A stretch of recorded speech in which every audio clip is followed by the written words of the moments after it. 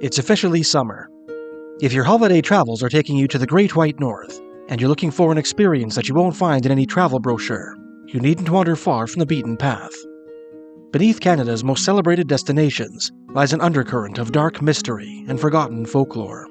A tapestry of tales that cast an eerie light on Canada's postcard tableaus, which lend themselves to adventures perfect for travelers with a taste for the uncanny. In this series, we will explore the hidden mysteries of Canada's top 10 tourist attractions.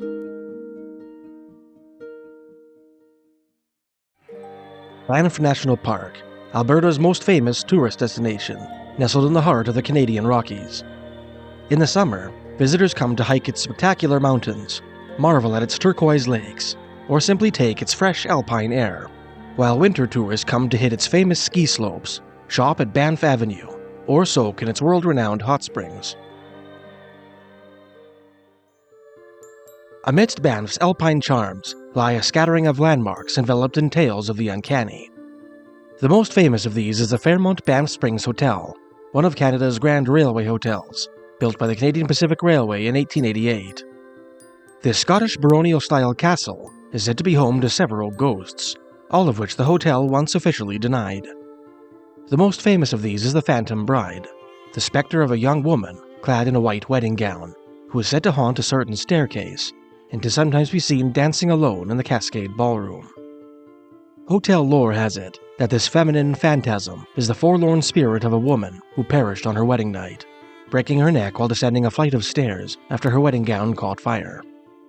Other ghosts of the Banff Springs Hotel seen by both patrons and staff include the shade of Sam Macaulay, a former bellman who continues to assist guests from beyond the grave, and the frightening phantom family supposed to haunt room 873, which legend contends is the site of a gruesome double homicide.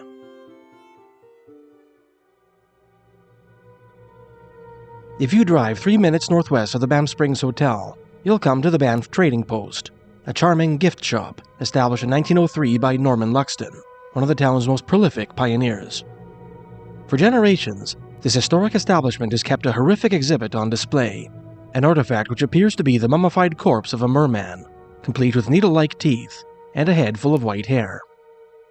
Despite bearing suspicious resemblance to the Fiji mermaid, a taxidermic abomination once exhibited in P.T. Barnum's New York Museum, a note attached to the glass in which the creature is displayed seems to imply that it came from Lake Minnewanka, a 3-mile-long glacial lake located a short 16-minute drive northeast. Lake Minnewanka's wild-sounding appellation derives from an old stony word which translates to spirit water, a milder euphemism for its original name, Devil's Lake. This pristine body of water owes its sinister sobriquet to a protrusion of black limestone which looms to the northeast, which the Blackfoot have called the Devil's Head since at least 1792. Methodist missionary John McDougall, who tended to the spiritual needs of the Stoney Indians in the late 19th century, records that the lake was also once called Weendigo Lake, the Weendigo or Wendigo being an evil cannibalistic spirit of Cree and Algonquin tradition. For centuries, Stoney, Blackfoot, and Mountain Cree Indians have regarded Lake Minnewanka as a powerful area, pregnant with preternatural mystery.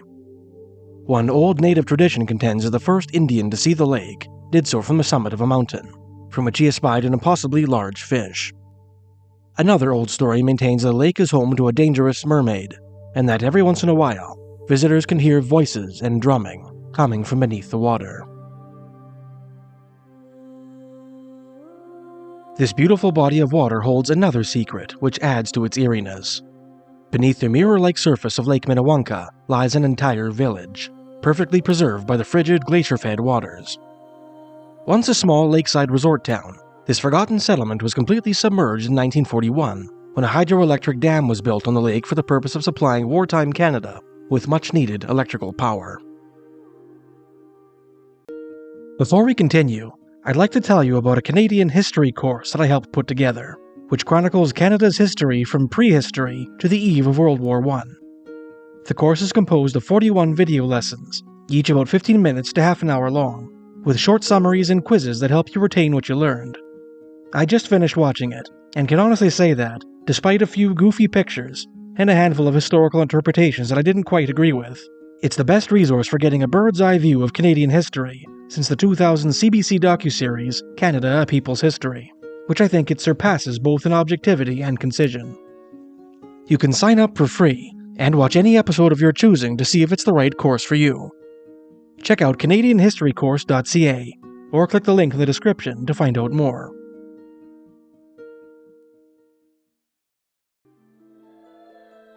If you drive 35 minutes from Banff up the Trans-Canada Highway, you'll come to Lake Louise, another glacial lake fed by the adjacent Victoria Glacier, which together form one of the most iconic scenes of the Canadian Rockies. On the shores of this picturesque body of water stands the Fairmont Chateau Lake Louise, another of Canada's grand railway hotels, with its own collection of ghost stories. The hotel's best-known spectre is the spirit of Thomas Edmonds Wilson, an officer of the Northwest Mounted Police, and a packer for Surveyor Major A.B. Rogers, who became the first man to lay eyes on Lake Louise in 1882. After his death in 1933, Wilson's spirit is said to have taken up residence in the Chateau Lake Louise, haunting a restaurant that bears his name, from which he can sometimes be seen gazing out the window. Staff members claim to have seen his apparition striding through the kitchen, sunk knee-deep into the floor, apparently supported by bygone floorboards which once lay a foot below the level of the present tiles. Other supposed ghostly guests include the spirit of a young boy who haunts a certain elevator shaft, the malicious ghost of an elderly man who appears to passers-by in a mirror nearby, another phantom bride who pesters patrons on the 8th floor, and the specter of an elderly woman who lurks on the ground floor. If you drive 20 minutes south of Lake Louise on Lake Louise Drive, you'll come to another crisp glacial pool called Moraine Lake, home to some of Banff's most popular hiking trails. Looming over the lake's northeastern end is a natural quartzite minaret called the Tower of Babel, named after the doomed monument from the Book of Genesis. In 1925, this landmark is said to have housed the nest of a colossal raptor, eerily evocative of a monster of Blackfoot legend. In his 1936 book, Animals of the Canadian Rockies, Canadian naturalist Dan McGowan included the accounts of two outdoorsmen who claimed to have seen an enormous brown bird of prey, flying at considerable height towards the Tower of Babel, with an animal clutched in its talons. When the raptor dropped its catch, the outdoorsmen decided to investigate, and discovered that the creature had been carrying a 15-pound mule deer fawn. The feat seemed impossible, considering that both bald and golden eagles, the most powerful raptors in North America, are not supposed to be able to carry loads much greater than 5 pounds any significant distance.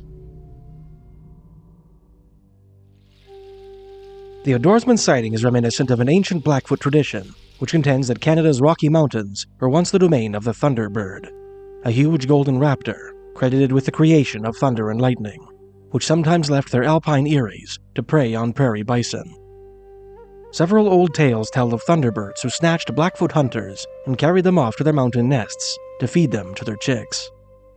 One such story, told by a blood Blackfoot named Harry Undermouse to anthropologist Claude Everett Schaefer, places a Thunderbird nest in the mountains east of present-day Banff. Another sort of monster reported in Banff National Park is a tall, hairy wildman, evocative of a Sasquatch of the Pacific Northwest. An obscure element of stony tradition, the Rocky Mountain wildman has been spotted on a handful of occasions throughout the 20th century, most notably north of Valemount, British Columbia, and in the area of Abraham Lake, Alberta, southwest of the hamlet of Nordegg. Several classic sightings of this rare and elusive creature were reported in Banff National Park. In around 1955, a Saskatchewanian woman who wished to remain anonymous told Sasquatch researcher John Green that she and two of her companions saw a huge man covered in light-colored hair standing on the side of the Trans-Canada Highway west of Banff. More than a decade later, in August 1968, a physician from Kalamazoo, Michigan named Dr. Gerald Martin spotted something unusual while vacationing with his family. Just northeast of the Columbia Icefield, on the border of Banff and Jasper National Parks, the physician and his family watched an enormous, black, man-like figure striding on two legs along a mountain ridge. The creature seemed too large and too swift to be human.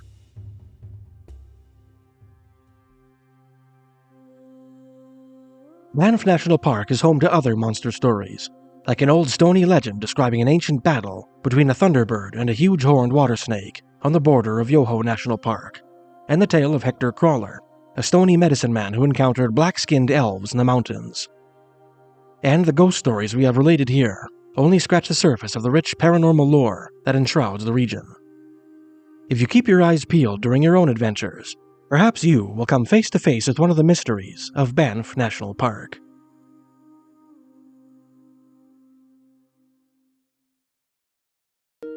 In the next segment of this series, we will delve into the hidden mysteries of Ottawa, Ontario, the capital of Canada, from the chilling tale of an urban vampire to reports of alligators in the Ottawa River.